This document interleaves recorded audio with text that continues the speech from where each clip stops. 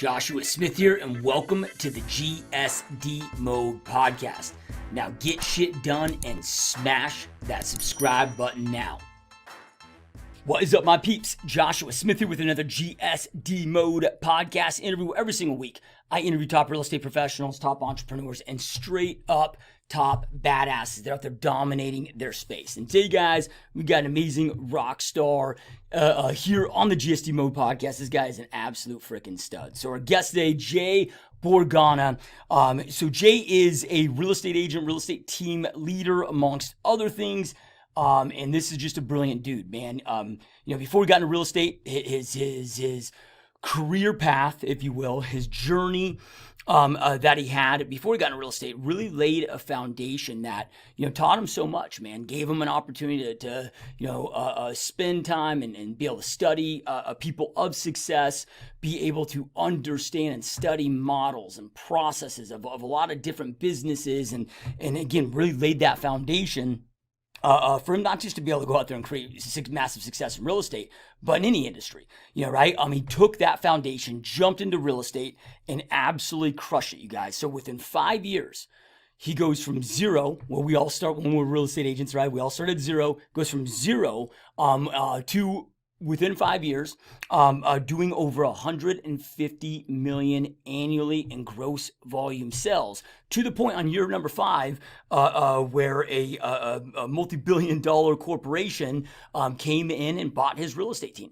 Again, so just a dude that has had massive success, continues to have massive success. Now Jay is looking all over the country and acquiring real estate teams himself, and just kind of growing. Just growing his empire, man. And he breaks down all of this, breaks down his processes, how his mind works. The most important key elements to going out there and truly being able to allow you to grow and scale your real estate business in the best way. What you guys are going to kick out of this, man. So when we're doing the podcast or doing this interview, so now Jay's real estate team and teams at this point are all in California. So he is in Hawaii, and when COVID, the quarantine hit, he decided to go rent a place in Hawaii and spend the whole year there with his family. So he's built such an amazing business where now he's able to be in Hawaii, cross the ocean from where his real estate teams are, and be able to manage and run those virtually and continue to grow and expand, which at the end of the day, I think that's what we all want. Not saying that you want to go live in Hawaii per se, which I think we all think can agree would be nice. But it's creating a business that also allows you to go out there and create the lifestyle that you want to go out there and live and travel and spend time with your loved ones and so forth. And, Jay has been able to do that in a very short period of time in his real estate career with the successes that he's had. And again, he breaks down those most important components, you guys. So, we go really deep in this, and you're going to get a lot out of this. So get your pen, paper ready, be ready to take a lot of notes, listen, right? And take notes on what you learn, so that way you can go out there and execute and so forth. And before we jump in, if you haven't already, make sure to snag my new book, Dominate Your Real Estate Business, Top Tips from a Top Producer. This is a book personally, every word in here is personally written by me. And is features 42 different chapters. Each chapter is a different strategy, a different tip, just things that I've learned, that I've implemented, that have created massive success for me and allowed me to become one of the top realtors and team leaders on the planet. All important things for all of you guys to understand and know and implement inside your business. And I cover everything from, from tracking and numbers to goal setting to time management to mindset and morning routines, as well as lead generation, lead follow-up, scripts, objections, and so much more. You name it, it's pretty much inside this book. It's 100% free, nothing being sold. There's no bait and switch. There's no strings attached. There's no funnels that you're going to be put into that, where I try to sell you a bunch of shit where you click on this and it says free, and the next thing you got to pay shipping and handling, and then they take you down this journey. Next thing you know, you got $1,000 charged your credit card. None of that. The digital copy, be emailed to you, show up in your email box within seconds for you to dive in. And if you don't like it, just delete it out of your email. So anyway, if you get your copy, you can go to joshuasmithfreebook.com. joshuasmithfreebook.com. All right, you guys, let's jump on into this amazing, epic GSD Mode podcast with Jay. All right, Jay, my man, welcome to the GSD Mode podcast, my friend. Thank you. Thank you, Josh. Happy to be here. Yeah, man, I'm stoked to have you here, man. You've created massive success here in the real estate industry. As a real estate agent, team leader, and you were able to do something and pull something off that, most team leaders are never able to do, in which we're going to get into all of that and how you built this amazing, successful team and, with a 5-year span of time. And then, we'll jump into all of that. But man, I'm just excited to learn from you in the process and what you built and how you did it and all of that. But before we get into that, I'm always really intrigued in our guest, our guest journeys that led them here in the first place. If we wind the clocks, man, like what was your path that eventually led you into real estate? Yeah, so I took the long route. I'm in the a slow profit game essentially. I grew up in Morocco. Poor, kid. My parents divorced twice. Had no certainty, financial certainty whatsoever. The only thing that I grew up thinking about is how to survive essentially. So I didn't have any mentors around me to learn about money. So I started looking around, and as soon as I could get a job, I went and applied to be a teller at a bank, and because that's where the money was, and so I could learn where these people are doing to get the money, and so I sucked as a teller, so they put me in the back and doing data entry and stuff, but I learned so much, and I learned. I was there for about 5 years, 3 years in Morocco. I worked for a French bank, and then I worked for a year in France and a year in Belgium. And I enjoyed, working with a lot of entrepreneurs. I found that in order for you to create wealth, you needed to create a business. You need to create value. You need to create jobs. You need to create something different. So that was, a big learning for me, and just to understand the difference between people who look like they have money and people who actually have money, and how the people who have money, save their money or reinvest in assets as opposed to reinvest in liabilities. And so those subtle learnings through my first 5-year career were very important. And I wanted to do a transition. I came to the United States. I figured that there was a ceiling in where I come from. In Morocco, it was 40% employment. That's how it is. And Europe at the time, it was early 2000s. They had I would say probably about 15-20% employment rate, and if you're a foreigner, you're not going to get the job, so locals first. And so I came to the US, the land of opportunity. I started working for a mutual fund, but I didn't like it very much, so I said I'm going to go work for like a manufacturing business, international trade business. And I worked for a company that did home goods products, manufactured home good products, food products, health and beauty products. They distributed to all the retailers, from the Walmarts to the Targets to linens and things and Bed and Bath Beyond, and manufactured in China. I worked about 2 years in the US doing their part of their distribution team, working with clients like Walmart and Target. And then I went to China for a project. I ended up staying there for 3 years. And I ended up running a 1 million square foot facility with 3,000 people that lived, worked, stayed there, their whole life. And I really enjoyed that experience because I got to travel around China to find suppliers, and I got to build a great team over there. And as you travel, as much as I travel myself, which I really enjoy, you get to learn that there's some amazing things in the history of these countries and the history of the people, and some really amazing things to when you understand the people. But then as you understand them at a deep level, we're all the same. We're all essentially the same people. We're driven by the same things. We're motivated by the same things. We're all aiming for the same things, which was huge learning for me in terms of managing people and building organizations. And when I came back in 2007, the big recession happened, and a lot of our clients, the Bed and Bath Beyond, linens and things, just stopped paying us. They stopped paying us. We couldn't pay our suppliers, so we end up closing doors within 3 months after Bank of America cut our line of credit. And a group of us went into a different type of manufacturing, which is kind of packaging, plastic infusion manufacturing. And I did that for about 5 years. And in that role, I was mostly doing operational turnaround. So I was going from facility to facility around the country, around the world, just to turning around these facilities that were not making money. And I developed a really interesting process that really helped me in the real estate world. Whenever I walk into a facility like that, it can be something that an industry that I'm familiar with, or some industry that I'm not familiar with at all. It's very basic things. The first thing you look for is what does the client perceive as value? And you go and talk to the client to find that out. And in an ideal world, what is the ideal service product that you want delivered to you? How fast, how quickly, what's the measurements, what are the specs, all that stuff. So you're trying to figure out what is in the mind of the client, what is value, and what is the ideal value. And then you go back and you put a process together, how to create that whatever that thing is. And then once you lay out the process, then you figure out what are the job descriptions within that process of the people that need to be doing that.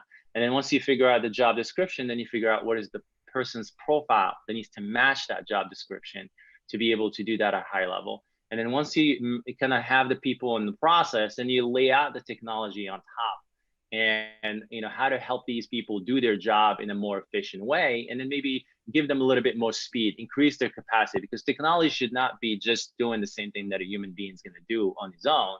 It should be 1 + 1 = 3. It shouldn't be equal to. And so we want that layer, that technology on top that's going to support the agent, not get in the way of the person. And then the next layer is figuring out the supervision, the accountability, essentially. Or what kind of supervisors, what kind of accountability we need to have, a coach, someone who's going to be there to make sure that the people are doing the things they need to do using the resources they have. And then once we have that, now we have the product, we have the process, we have the jobs, we have the people, we have the accountability. Now we got to figure out what is the culture we have here. What's common among these people that we have here? How can we, describe this thread among these people, and how can we elevate this culture and explain and articulate it to the people so they can, yeah, we're all this, and we like this, and we do this, and this is who we are. This is our flag, essentially. This is our song. And then once we create that, then we put the leadership, the leadership that's gonna keep it all together, who understands the culture, understands the people, understands the process, understands technology. And then once in a while it's like every 6 months or a year, we'll go and speed up the whole thing. We'll see what happens, what breaks. You know what I mean? Let's double the speed of this machine or this thing and see what breaks. And then whatever breaks, that's our bottleneck. And then we go and fix that bottleneck. And then something else breaks somewhere else until we all, it's all smooth. So it's the same process that I've developed, that I essentially figured out, during these operational turnaround that I essentially came with into real estate. After doing 5 years of travel, 100% of the time, living in hotels, most times I kind of got tired, and I said, I'm going to take a year off and just chill for a bit and figure things out, and figure out what my next role is going to be. And I started buying real estate. It was around 2012. The market was recovering, just about recovering. Prices were still low. I was buying properties, condos 2 blocks from the beach, 3 blocks from the beach in Long Beach in California for $50,000 to $80,000. I was fixing them around and then renting them, and they were growing in value very fast. So I was like, oh, this is kind of too easy. And I wanted to learn more because I didn't understand the real estate game. And I said, okay, I'm just going to go get my license and join an office and see how I can, as much as I can learn. And during the same time, I met my wife, got married, and then we're having our first child, literally that first year that I get into real estate.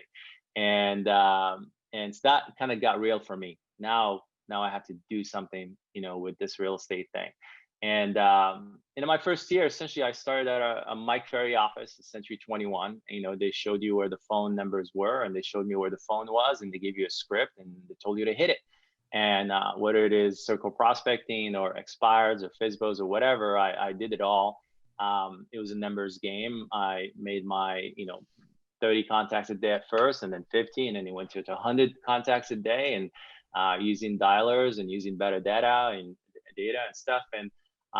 And I did it for about 18 months, 7 days a week, 10 hours a day. Literally, I figured that the bottleneck was me. The more contacts I make, the more opportunity I create. And I remember I did a tour of a Honda facility where one of the nephews, one of the Honda nephews, they gave us a tour, and he was explaining their philosophy of lean management, and it was talking about how value is only created when that mold hits that sheet of metal and that door, whatever that piece gets created. Everything else around that process, that connection between the mold and the metal is waste.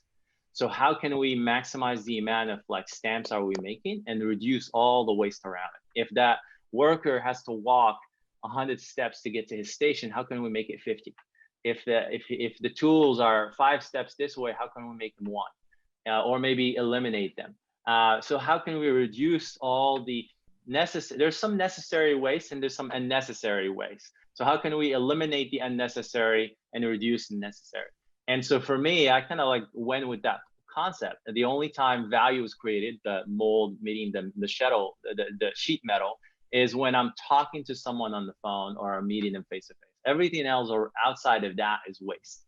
And some of it is necessary, some of it is not necessary. We eliminate the unnecessary, we reduce the necessary. And so that's all I kept, staying focused on that, making a lot of contacts, improving my capacity, improving my competency.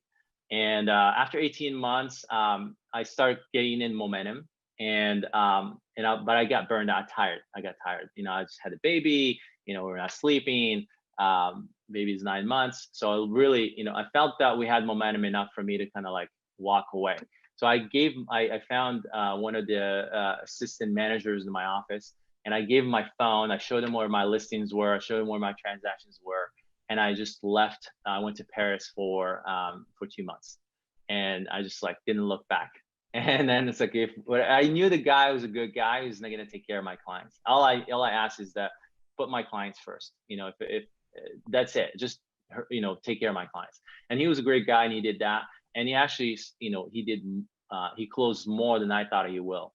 And that's some tough listings. One of them was on the railroad, and he sold everything, and all my buyers bought and everything. So so I was ecstatic about that, but also it gave me an idea that, hey, maybe it's time to start building a team. And that's where essentially kind of like the whole team concept started. And when I started in the real estate, I always felt that the traditional real estate office was almost like a multi-level marketing operation. And it was just, collecting bodies, as many as you can, whoever, some swing, some swim, some sink, and whoever works out, works out. But there's really not a ton of investment, not a ton of skin in the game from the broker perspective. And I wanted to kind of do something different, because the same way, I want to treat my clients differently. I want to treat the agents differently. And so essentially I started with the design of like, what is the ideal experience for a new agent, for an agent in my team. And I kind of went back and redesigned value based on, my recent experience, just, right in it.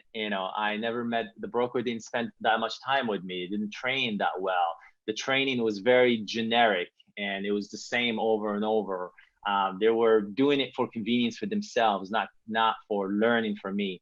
It wasn't for my learning, it was for their convenience to seem like they're doing some training, but there's really no training, or, very low quality training. So, what about coaching? What about, does the trainer have to be the same as the coach? What's the difference? The cadence of the training, does it have to be, one-on-one? Does it have to be in a group? Does it follow my rhythm, or does it just is a class where I have to go through modules? So I really spent a lot of time kind of putting kind of like a process together, where and then identifying essentially the type of people that fit within our team, the personality profile, the history, all that stuff, to be able to hire the right people, to actually hire into the culture. And then for all the tools and systems and things that we provide to be effective. And it took a lot of trial and error and testing and all that for us to kind of get to a point where we kind of feel that we master it in a way. And so we grew. In my first year in real estate, I sold probably about 10, 12 houses. My second year, I did about 30. My third year, I did about 90. The following year I did 180, and the following year we did about 300. And it was fairly, exponential growth. And about 4 years into the team, so 5 years into my real estate career, we had two offices. We were under Keller Williams at the time, and we had two kind of mega Asian offices, and our own brand, our own setup, and a local independent, $7 billion local independent came and approached us to acquire us. And at the time, they were buying independent brokers, but they thought of us, we were a team, but they didn't think that we were a team because of the way we were branded. So we started the conversation, and they liked our concept. They've tried to do it themselves, but it wasn't successful. Not a lot of brokers. A lot of brokers try to build teams and try to build these things, and it doesn't work because the psychology, the philosophy, the system is not there. And they said, okay, well, you guys did it. You're successful at it. You're profitable, which is a big thing in the teams, and most of them are not. And why don't you guys come on board, and we'll help you grow, and we do it together. So they acquired 70% shares of my company. I moved on board. It's been 2.5 years now. We've been growing, and it's been successful. Yeah, that's awesome, man. That's so amazing, dude. So this is kind of taken back and not necessarily a question in regards to your real estate team, but it all kind of leads together, I guess. Dude, as you were kind of sharing your journey that led you into where you are today, one of the things that really just stood out to me at a huge level was how intentional you are with your observation, right? And being a student and observing and taking each one of those opportunities to really learn and soak it in. And that allowed you to eventually connect those dots to create this amazing model that you've been able to plug into all these different sorts of industries and be able to replicate it and grow and scale at a big level and so forth. Is that something that is just always the way that you are wired that way, or is that something that you learned as you started studying these, kind of the elite, the wealthy and so forth, that you identified that was, a must needed trait that you needed to adapt? And then also, so I mean, it's kind of multi-part question here, but yeah, go ahead. Just so I don't forget, what advice would you give to somebody? Because man, it's obviously served you really well. And I think it's such a powerful trait of us always coming from that learning student, observer mindset. Because whether it's we're learning of somebody that's doing something amazing that we can build off of, or maybe they're doing something terrible that we can learn to avoid, right? Absolutely. But advice that has maybe helped you kind of go so deep and stay so focused in that mindset. That way maybe our listeners can, that maybe, because look, today, man, we're also addicted to these and ADD, and it can be hard to focus and be that observer. Yeah, it's such a good question. I think the first question about nature versus nurture, I would have say it's nurture, I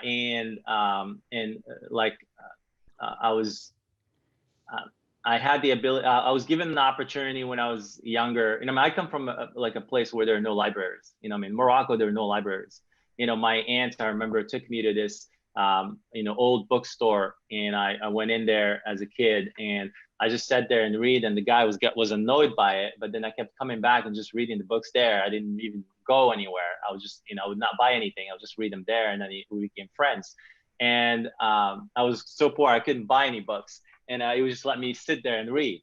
But I think there's a level of like curiosity that you're born with. But as you get to learn from the people who have succeeded in front of you, because that's my in the beginning when I was younger, my goal was just to survive.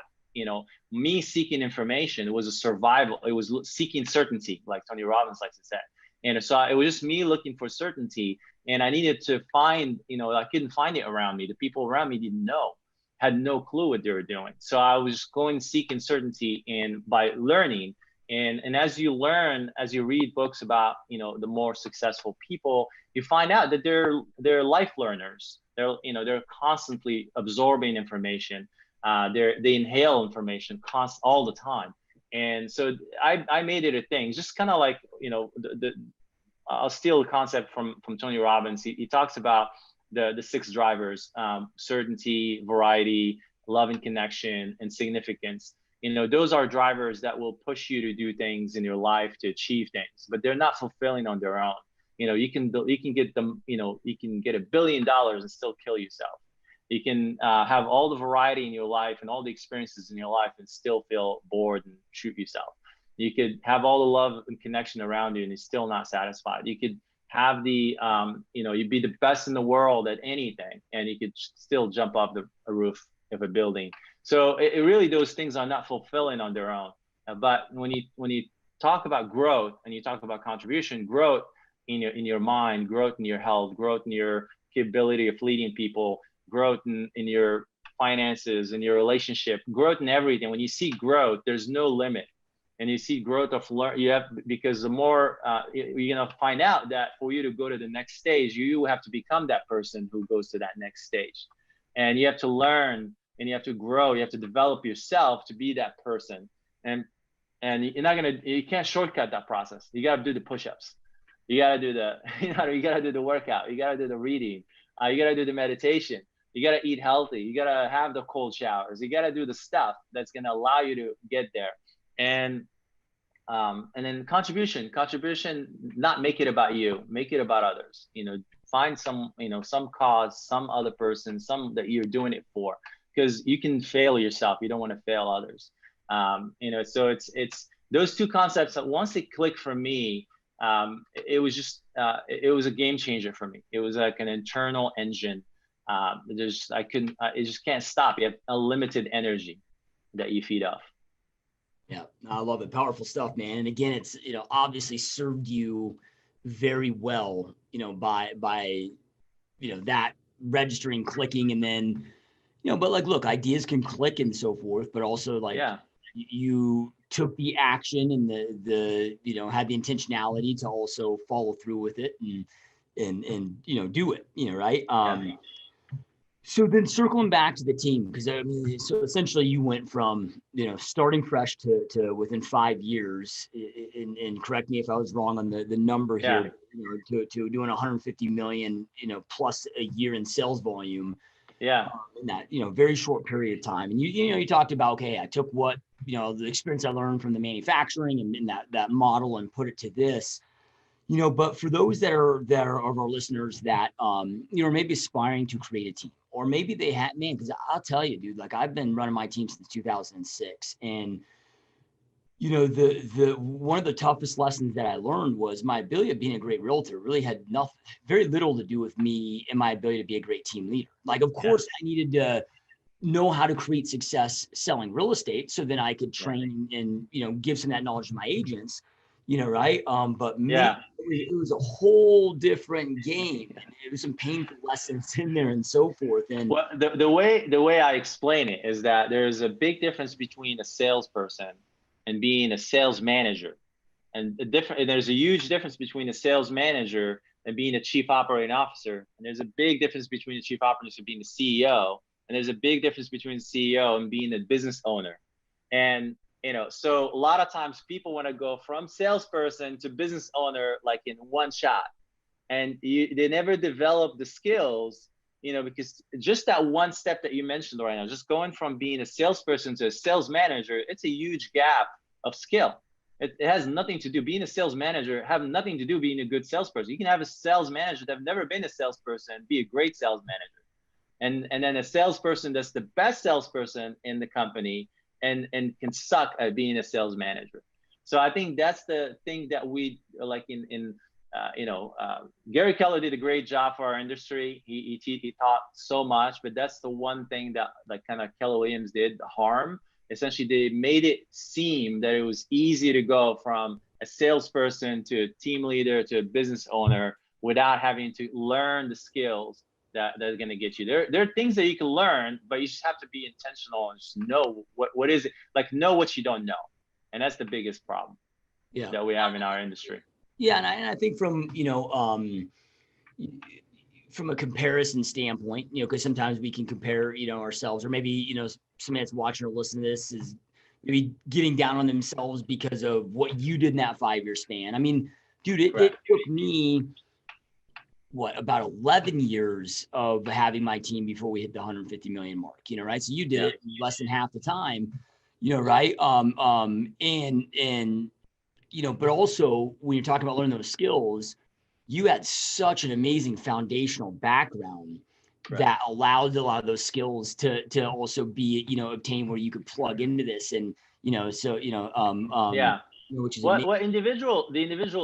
information is there. I mean, so coaches like yourself and people like yourself, mentors and team leaders, they teach this stuff.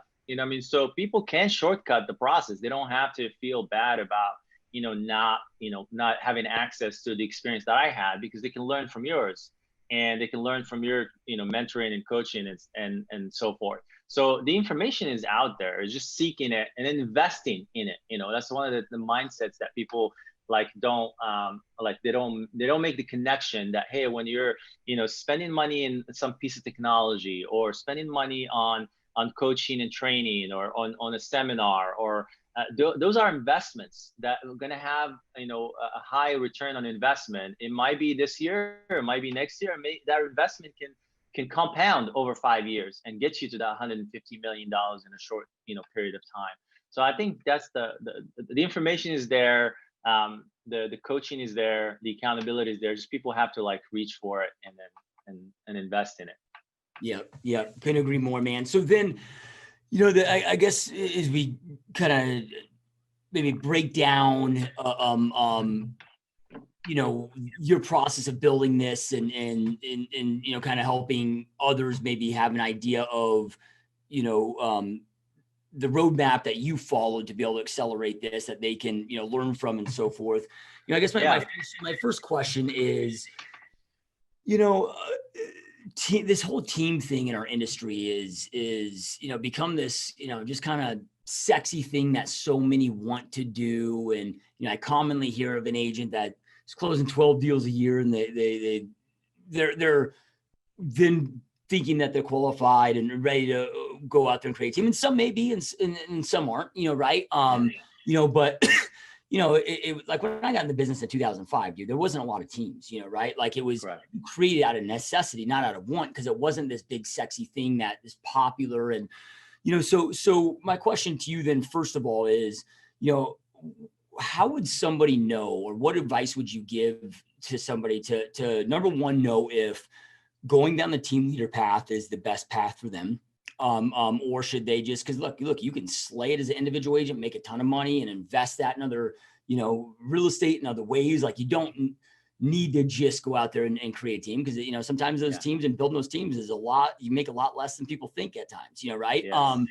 So number one, if they know it's right for them, and then if it is right, at what point is it right to start taking those actions, right? So maybe they don't do it prematurely or do it in the wrong way.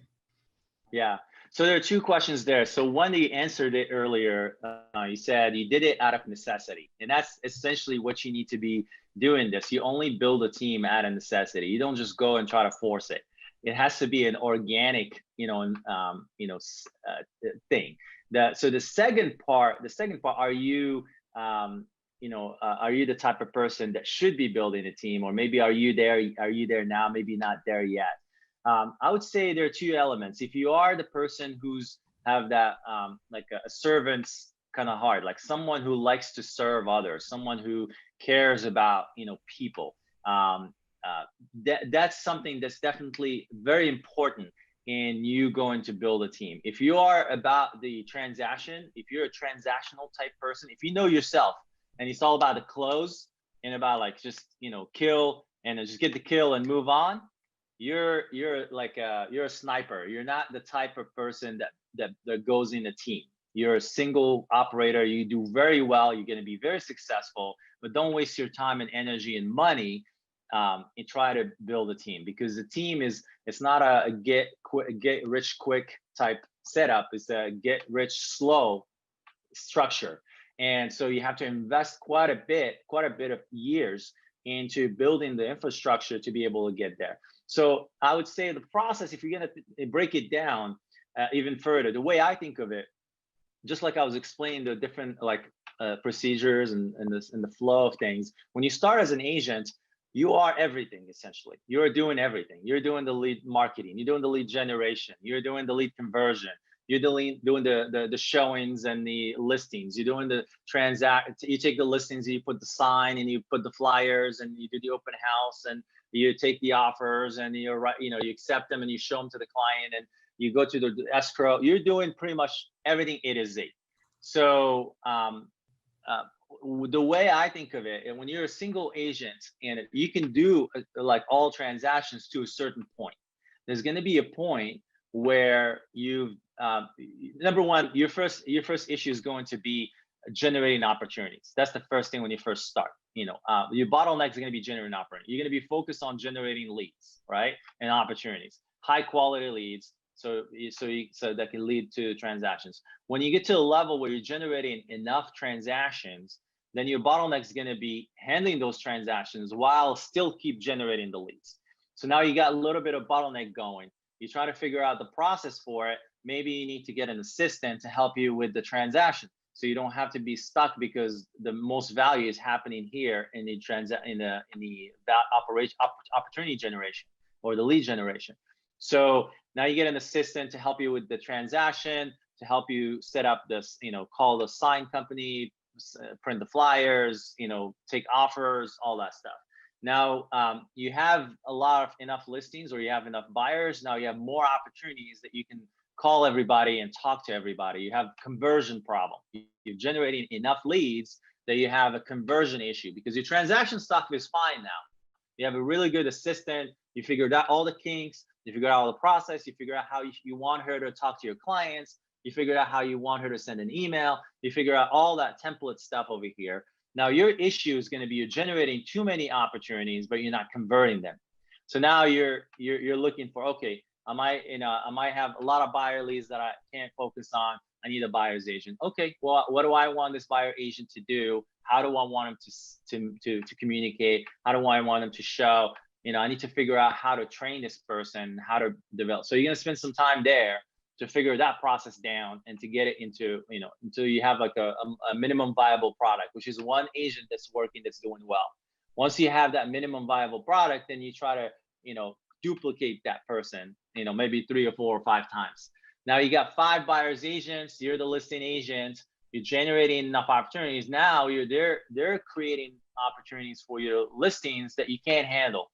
Now you got to figure out how to put together a listing agent. Maybe one of those guys has a profile. He's a high D, high C, or high D, high I. You want him to be your listing machine. Now you take one of them, or you hire someone from the outside, and you have to train the process and all that stuff, and build that silo of the listing. Maybe duplicate that. Get a minimum viable product, and then you get 2, 3 of them.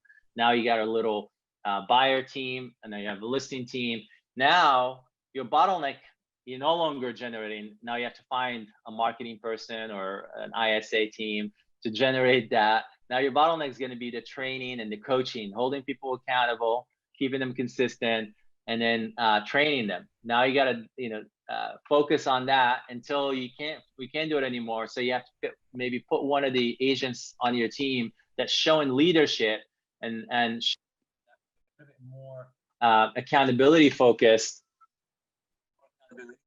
and put them as the coach and create a process for coaching. What are the one-on-ones look like? What are the 4-1-1s look like? What are the monthly team group coaching sessions going to look like? Now you take one guy has the teacher's heart and has, is more patient and a little bit more of an educator, and you make him your training, person. And that person is doing the role plays. That's the person who's teaching the contract. That's the person who's doing all that stuff. And now you're creating opportunities for people to elevate into leadership positions. And now you have a team of coaches. You have a coach, you have a trainer, you have a marketing person that just handles the lead generation and all that. Maybe you have a small ISA team that sets the appointments for the agents. And then now you need recruiting. Now you have more opportunities. You've got the system down. Now you got to get the recruiting piece. Maybe you take one of those guys that are in your team that's understands the culture of the team, understands the type of profile of the agents you want.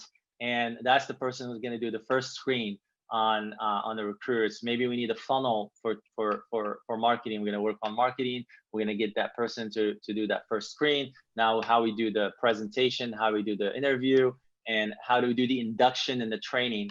And so I think you do these by necessity. And I read a book a long time ago called The Theory of Constraints. And essentially, it's a big book, but it's a very easy read. It's a fable, it's a story. But the main kind of gist of the book is, in any system, whether it is a manufacturing facility or a team or whatever, there are different. Think of them like stations, and a product, goods, raw goods are going to go from one station to the other and then at the end they're gonna have finished product. And for you to know the speed of the whole system, of the whole facility, of the whole thing, you need to figure out the speed of the slowest units. So the slowest part is the speed of the whole thing. And so if you speed up the slowest piece, you're speeding up the whole thing until something else becomes slower. And so you're always constantly finding these constraints within your system and speeding them up and increasing the capacity. And that's how you that's how you grow. That's how you grow as a team. You start as one, and your constraint's going to be, the transactions. And then you get that speed, and then the constraint's going to become your conversion, and you get that under, and then the next thing is going to be lead generation again. And then it goes back to becoming the conversion based on the coaching and the training and all that stuff. And then you go back, and then you have recruiting now because you have too many leads, but not enough people. And you're constantly going that way. And that's how you grow, essentially. Yeah. Yeah. I mean, it's really just about overcoming, like you start to grow, you expand, boom, you hit a capacity, right? Yes. Like, how do I break through that capacity to the next level? And, and systems, and having efficient processes and systems and so forth can help increase our personal capacity. But there's going to be a point where then it's people, right? Yes. And then it's identifying, okay, what's the best use of my time and focus, and what's the lowest use of my time and focus, and continuing to kind of fire yourself, putting this as processes, firing yourself, replace it, right? And when it gets the most painful constraint is when you are the constraint. Yep. And then now you got to go and do more push-ups. Now you got to do more, you got to do more work on you. You got to become a better leader. You got to become a better, a better person. You got to get healthier. This year I made health a big thing for me. So, I lost like 55 pounds this year, last quarter, actually. And because I felt it, my energy was low and I wasn't there. I wasn't my 100%. So I had to work on me and then essentially go back and teach the team what I learned through my journey, essentially take care of their health, taking care of meditating, sleeping, and all that stuff. So I think that's the hardest part, like literally that's the hardest part in your constraint, because at every level, you're going to be limited. You're going to be the limit. And then you have to go seek knowledge from mentors. You're going to seek knowledge from masterminds. You're going to seek knowledge to be able to refuel and to get bigger in your vision, and then come back, and help the team grow. Yeah, love it, man. And look, dude, I'm, as you're bringing this stuff up, I'm a systems and process freak person. Like that's my obsession. Like here's our agent playbook. Right? Like all our manuals, and there's a process and for every little thing. And then we have this in multiple different formats. And then of course we have that for, our direct to close department, for our listing coordination department, for our recruiting department, right? And creating, and I get it that I'm just, a 99D90, which is kind of an odd disc, right? But I love driving companies and getting results, but I also am that guy that I love spending an 18-hour day just sitting in front of a computer building systems, right? And I got, you know, a lot of the agents that I talk to, you know, they love sales, they love the action, they, you know, creating spreadsheets and dealing in spreadsheets and creating processes and stuff is not something exciting for them.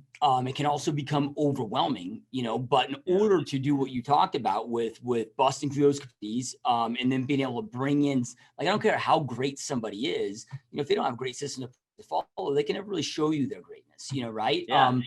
You know, what have you found effective, that's worked well for you, and advice that you would give for somebody that is kind of finding that process creation, which is essentially just getting out of our head, Yeah. you know, right, onto a, you know, and do it in a system, a Yeah. checklist, you know, whatever. I, What have you found that works well for you in creating? I've always been, I cheat on that. So here's what I do. I find mentors like you. I join their program, and I take their book, that book that you showed us right now, and I'll tweak it to my own thing. So I really, you know, I mean, I can sit down and I can type up the whole thing, but if someone else already did 80% of the work, and I only need to add that 20%, that's me, that's for my operation, all day. You know, I mean, why would I go through the whole, you know, setup to do? And I did this. I actually honestly did this. I went and I paid for coaching. And there's a coaching that I did with Lars Heddenberg just to get his spreadsheet. He had this really beautiful spreadsheet that he spent quite a bit of time. And all I wanted to do was to learn the formulas within the spreadsheet. Like, all I wanted to do was the ratios, how he thought about things. It really not the spreadsheet itself. It's just figuring out, okay, what is the appropriate ratio for set to met? What is the appropriate ratio from, you know, met to offer? What is the appropriate ratio for number of showings to an offer written? Or, you know, I mean, all these different things, because he spent quite a bit of time working on that.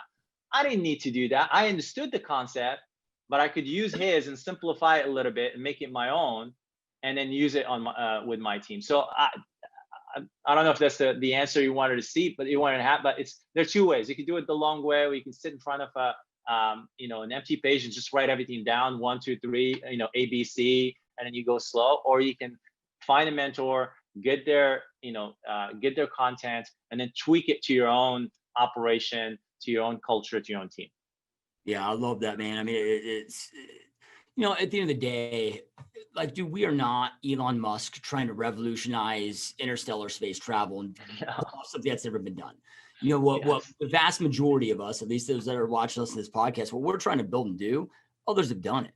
You know, Yeah. right? Like, there's no need to recreate Yes. the wheel. And in my faith, you know, just alluding to what you talked about, R&D, rip off and duplicate. You know, right? Like, Exactly.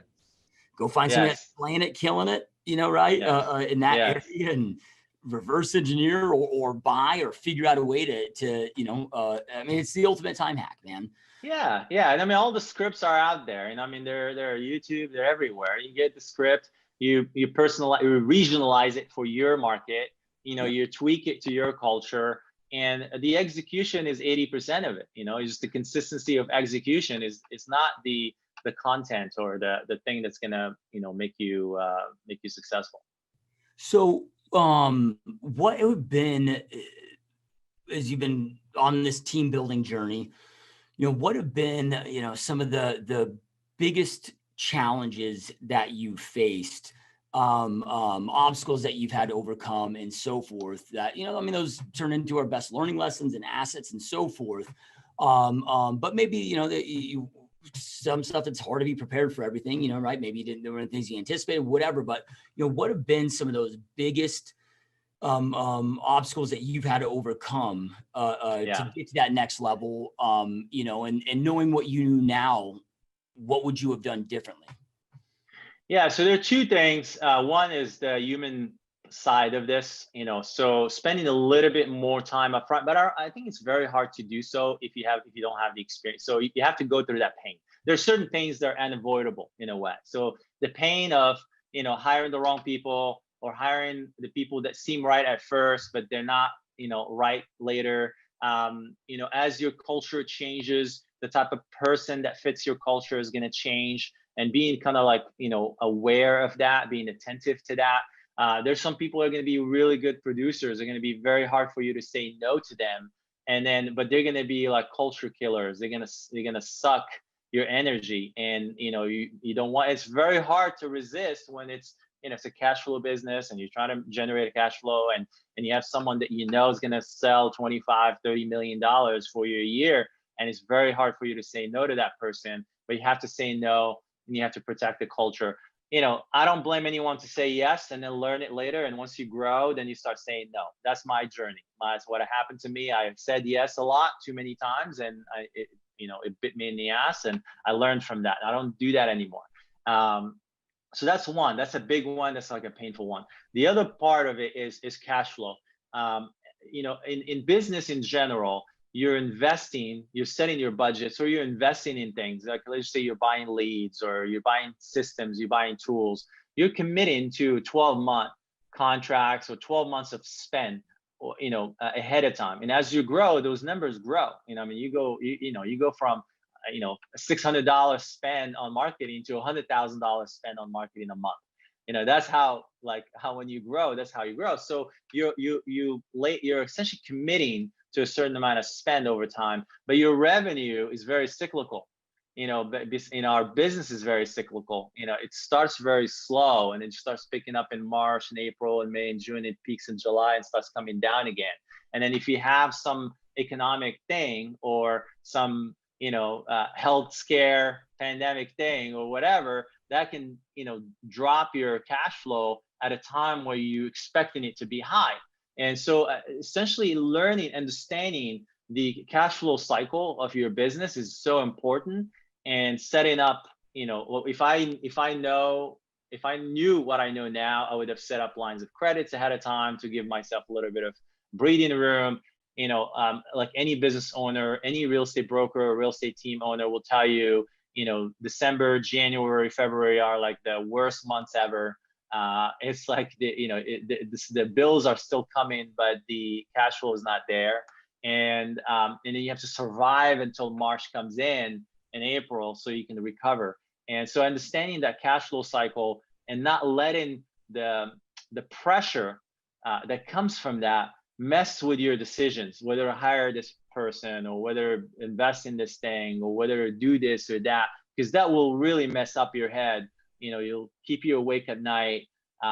There's some months where you're, over the year, you're going to make money, but there are months within the year you're going to lose money, and you're not going to have money to pay your own bills. So you got to have cushions. You have to have a mechanism to manage your cash flow. I think those two are the biggest ones. Managing cash, managing people, essentially they're the biggest resources that you have, and you got to learn how to manage those two. In addition to accounting, I have some experience, but having a good bookkeeper, they're not very expensive.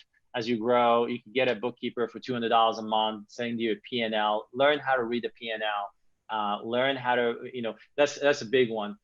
One thing that I already knew that I would want to share with your audience, which is huge.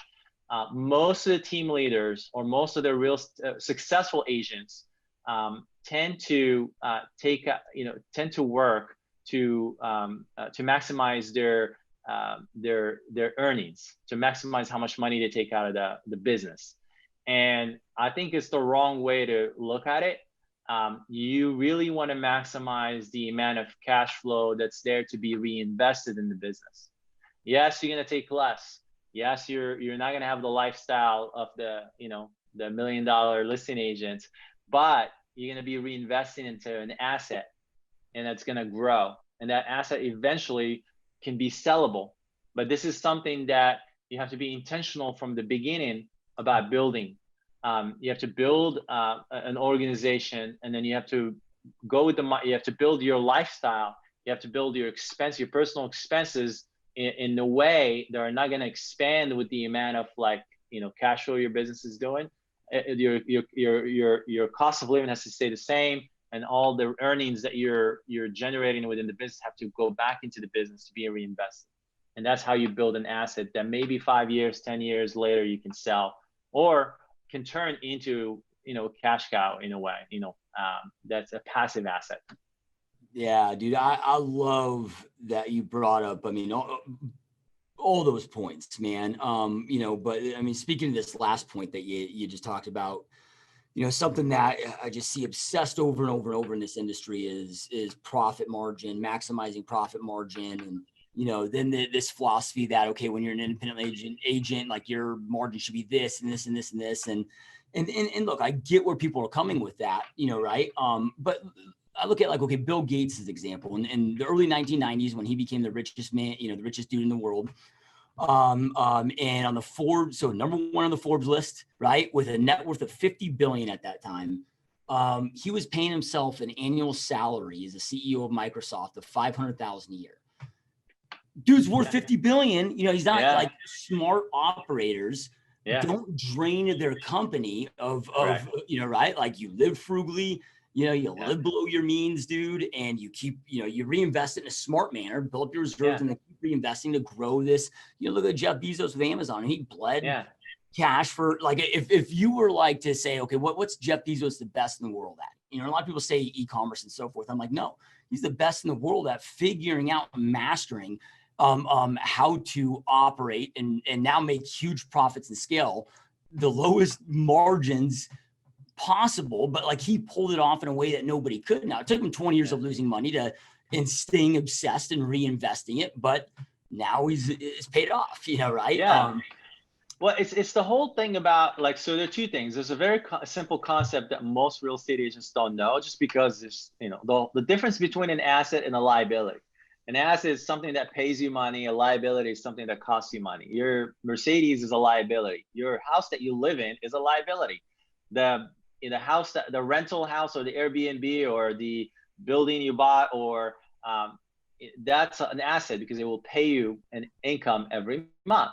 So if you're in the real estate business and you have a real estate business, your most profitable asset should be your real estate business. So if you're, if you're a capital allocator, for example, like think of yourself as a capital allocator. So I'm going to take, $10,000 off my business. What do I do with it? Do I go spend it on, a trip, or you should travel, but let's say, do I spend it on the car, or do I put it on the CD at 1% interest or less than 1% interest? Do I put it in the stock market where I get 7%, return? Or do I put it in some syndication to get 10% return? Or do I put it in my business that makes 20 or 25% return, maybe 30% return?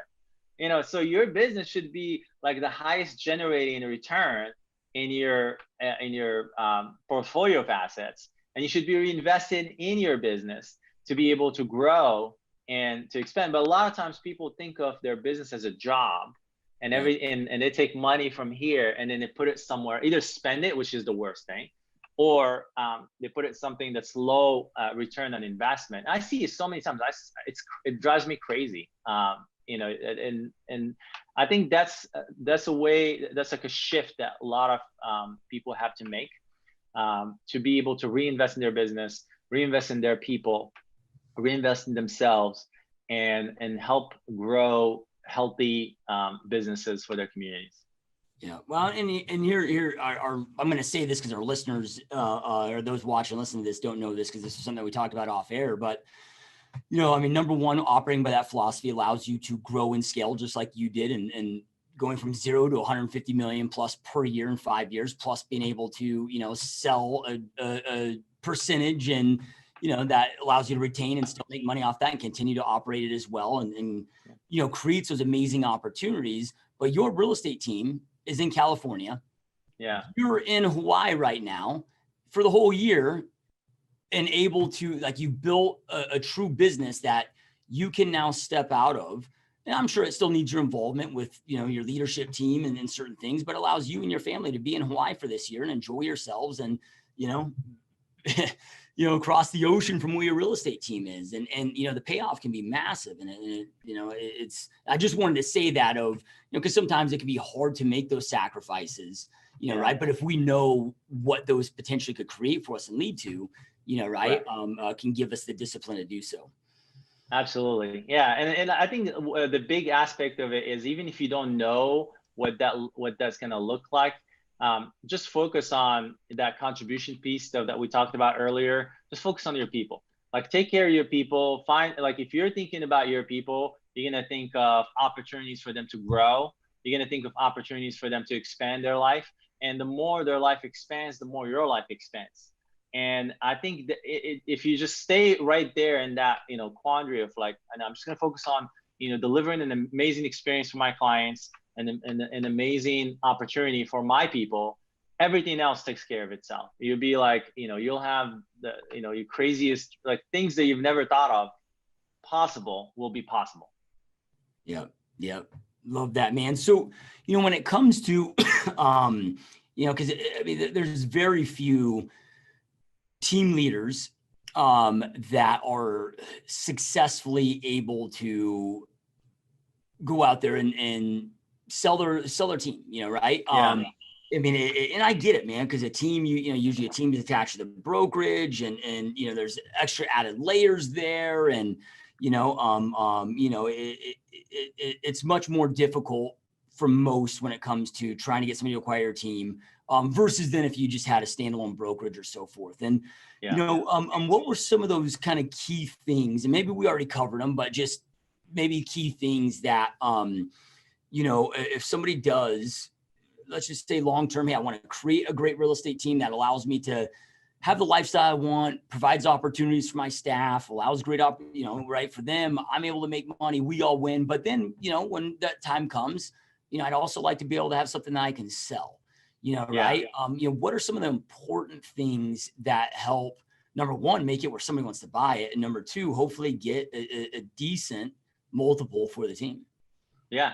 So when you think of a team as an asset, they think of like the components of it. So the first component is the book of business, right? The second component is the team itself, the agents and the team that's been built, and the culture that it has, and the stickiness that it has. And then the third component is the systems, technology, tools, that structure, the processes and procedures, the flow. So those three components generate certain amount of cash flow. And that cash flow is what the buyer is buying. He's buying the cash flow. And looking at those three components is what tells them whether that cash flow is going to be essentially consistent or safe, or is going to be there once the transaction has been consumed. So so you have the book of business, you have the team itself, the agents, the culture, the stickiness of it, and then you have the systems and tools. What I've seen is that most of the teams out there, the team leader is still doing 50, 60, 70% of the business. That's not a very attractive team to buy, because if you buy it from the team leader and the team leader leaves, you lost 50, 60% of your business. So you're essentially buying maybe a book of business, so that the transaction is not going to be the same as if the team leader is only doing 1%, 5% of the transaction. 95% of transactions are done by the team, by the agents themselves. And so that's one. The second one is when you look at the database, what is the percentage of that database? What is the percentage of the transactions that are closed are returning clients? So that tells you the quality of the book of business. If anything less than 30%, that's low quality. Anything over that, that's high quality. So usually 30% is what I like to see. And then you have to look at the systems and technology. Do they have a CRM? I met people. I mean, I'm in the market to buy teams. I'm in the market to buy companies. So I met people that don't have a CRM.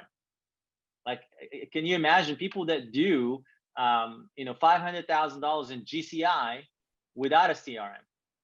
And I'm like, like if they don't have a CRM, they have nothing else. They have no, conversion tools. They have no landing pages. They have no brand. They have no, they haven't created content, nothing. So there's nothing there. There's no structure. The only thing is that's the book of business, and the book of business is attached to the team leader. So I need to keep the team leader into the entity for a good 3 to 5 years for me to get a return on investment. So for a company, for a team to be truly,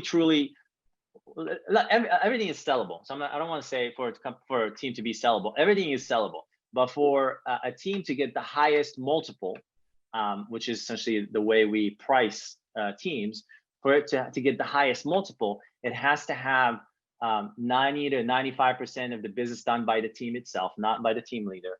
It has to have a good brand, Yelp, Google, Zillow, all that stuff. It has to have a stickiness with its clients are coming back 30% or more. It has to have a solid operation and sales team that have been there for a while. If you see a high turnover and your operation, if you're coordinators, then you could tell the culture is not good. If you see the agents have been, like, all of them have only been there for 6 months to a year, it tells you it's not sticky. And then you have to have some systems to tell me that, the business was run in a healthy way. And so if I see those three components, I could tell, if the opportunity is good. And then that kind of tells us how the structure of the deal is going to happen, what the price and all that stuff. Love it, man. Love it. And I know we're going long on time, but I got a couple last questions here for you. No, happy to be here. When it comes to culture, I mean, this is one of those, fad words that can get thrown around, and, people, I don't know. I was talking to somebody one time and they showed me his core values, and they were just stolen right off Zappos, office wall, right? And yeah, I was just I'm actually still finishing it right now. Conscious Capitalism. By the CEO of Whole Foods. And, he's talking in this chapter talking about the importance of culture, but he goes into this study, in the study, and I can't remember the companies that they compared this to, but it's like, okay, you take two companies, same field, same, let's just say everything, same playing field, right? Like very similar products, very similar price point, very similar quality of staff, very similar processes, manufacturing, like efficiencies, all of that. One has a subpar culture, one has an amazing culture, through this, huge research study of all these massive conglomerate of companies that was done over these years, showing that culture can have an impact of up to 50+% more of a profit margin than a company that doesn't have a culture, isn't intentional with it. And you hear stuff like that. That's just mind blowing, dude, right? Because so many people are focused on just the dollar and cents and efficiencies, and not that that's not important. But holy shit, I mean, if culture can have that big of an impact, but I don't think a lot of people understand, like, what really is culture. How do I create a unique, amazing culture? Well, I think they don't understand it because, number one, they don't understand why culture is so important, is so necessary. And so you have to start with why first. To me, your number one asset, in terms of as a team leader, is your team. And if you're investing so much time and energy to acquire new agents and bring them into your team company and train them and coaching them and spending a lot of money on leads for them to learn how to convert and all that stuff, and then they're like 6 months into it, a year into it, they're leaving, that's huge leakage in terms of assets, in terms of capital, in terms of energy, that you don't want. So when it takes a long time, the hardest thing to find is good people. When you find them, your number one thing is to keep them. I'll give you a quote. So Peter Drucker, the father of management, says that the number one mission, number one goal or objective for a business is for them to create customers and to keep them. That's it. So create a customer and keep it. I think, I'm not Peter Drucker, but I think the number one objective for a business is to create leaders within your organization and to keep them. So instead of creating customers, you create leaders and to keep them. Because if you create the right culture, the right leaders, they're going to create the customers, they're going to keep the customers. And so when you think of culture is both bottoms up and up down. So it's both. So you hear that tones start from the top. So if an organization has started with a team leader from the beginning, then that culture is going to take the culture or the culture of that team leader. So if that team leader is learning based, the team's going to be learning based. If they're community focused, the team's going to be community focused. If they're client first, the team's going to be client first. If he's 1 + 1 = 3, the team's going to be 1 + 1. But if he's ABC, always be closing, kill or get killed, then the team's going to be that way. So however the leader culture is, that's how the team's going to be. If the team has not started with a leader and then you're coming into an existing company, then it starts from the bottom up. So you observe the individuals within the group, and you find that thread that's common among them. And then obviously, when I used to go to organizations that are not unhealthy, one of the first thing is to pick the people that are bringing the disease. So take them off, to cut the disease out, and then bring people that are like, elevate the ones that care within the organization, elevate those guys, and then bring people like them. And that way you have that essentially cohesion of people that care about the business, care about what they do, have certain pride in what they do.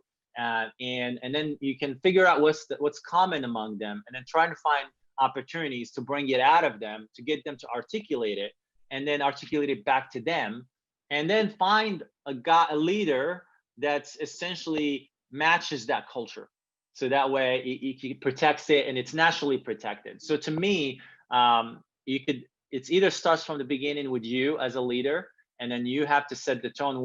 How do you envision your team? What do you want in your team? You want people to help each other, or you want people to be killing each other? You want people who care about the client and, put the client first no matter what, or you want people who are going to squeeze the client for every cent, no matter what. It's whatever you're saying, whatever you're articulating to your team, that's your culture. Do you want them to, do you want your office to be a mess and, to have all kinds of stuff, or you want people to have pride in their office and pick up stuff from the floor, clean up their desk, keep, the place, looking good, smelling good, look, bright and all that stuff. So I think those little nuances for me, even in my back in the day, in my manufacturing days, if I walk around the facility and I see two guys walking by, a pallet and the pallet's sitting on the floor, and they just walk by it without picking it up, I'll get on their case, like right there and then. It's like, you see something on the floor, you pick it up. I don't care if it's in your department or someone else's department. You pass by it, you pick it up, you clean it. If you see the lights on, turn them off. They need to be off. If you see this, give people a certain sense of pride. If we had equipment, once they spend 15 minutes before their shift cleaning that equipment. I want that machine to be shiny. I want it, like I tell them, like, you see those guys that have pride in their trucks, the semis. You see how beautiful and shiny that truck. I want this equipment to be just like that, to be shiny. And the floor in my facilities, distribution warehouse facilities, you could eat off the floor. It was shiny. What I mean? So I wanted that pride in the first thing that we used to do. We walk into a facility, we paint the wall, because the walls were dirty and people didn't care. So I want them to have pride in their environment, and that pride in their environment translates into pride in their company and their brand, and then pride in their work, and pride in their skill, and then pride in their, in the value they develop. And then now it pushes them to really understand what is the value proposition, what's differentiated between me and the next guy from the other company. And now they have to articulate it, and it just elevates from there. And it starts from picking up trash or keeping their desk clean. Yeah, no, I love it. Such amazing stuff, man. So, Jay, I know that you've got your real estate team, that you're still running, growing, operating. And I believe that you mentioned that you are also in the business now of acquiring other teams. And then, I'm not sure if you also do, consulting, coaching, have any of that for, team leaders, broker, whomever.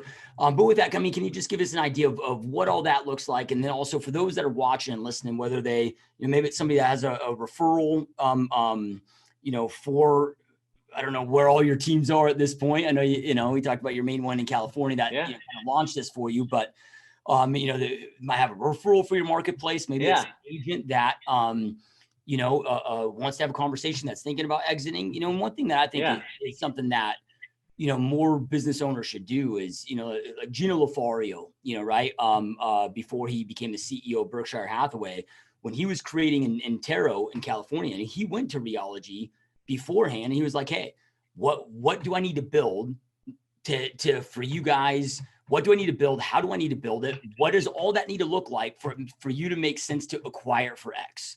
You know, right? So they delivered him the thing to build that would be of value to him. He went and pulled it off, got his, you know, I don't know, 80, 100 million, whatever it was, that got acquired by Berkshire. And, you know, right. So, you know, there's a lot to that too of, you know, maybe somebody is like, hey man, I think I'm probably 3 to 5 years out from maybe wanting to sell it, you know, right.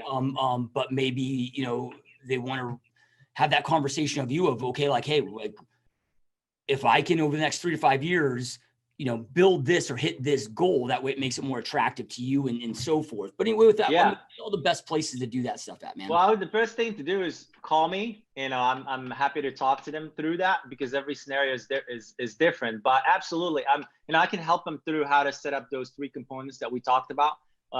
You know, understanding the volume that they need to be at in their marketplace. Every market is different. And the size of the team that needs to be, you know, every kind of like volume versus size of the team is different based on market, based on the average price point. I can definitely absolutely help them based on their situation. We can do a lot of things, you know, whether it is acquire them now or later, partner with them to grow and then exit together. There are a lot of things that we can do I can just help them as with advice. I can help them with consulting. I can coach them. However, whatever they, you know, based on their situation, whatever they are in their mind, I love building relationships with entrepreneurs. You know, even if someone does not have a team and they have that servant heart, they have that leadership in their DNA, and they want to build a team and they don't know how, and they want to connect, I can help them as well. Because, you know, sometimes, you know, that's the bottleneck, is finding those leaders that are going to be able to sustain the hard you know, process of building a team, you know, the heartaches, and you know, and you have to come from, you know, like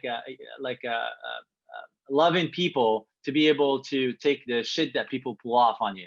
You know what I mean? And be able to kind of like, it's okay, you know, it's just, you know, it's just part of the process, the growth process. So yeah, so I'm open. Like I have a lot of different avenues in what I do. I love working with entrepreneurs, people that are growth focused. If they want to exit now, if they want to exit 5 years from now, 10 years from now, we're in the, you know, infinite game. That's what we're playing. We're going to be here for the next 40 years.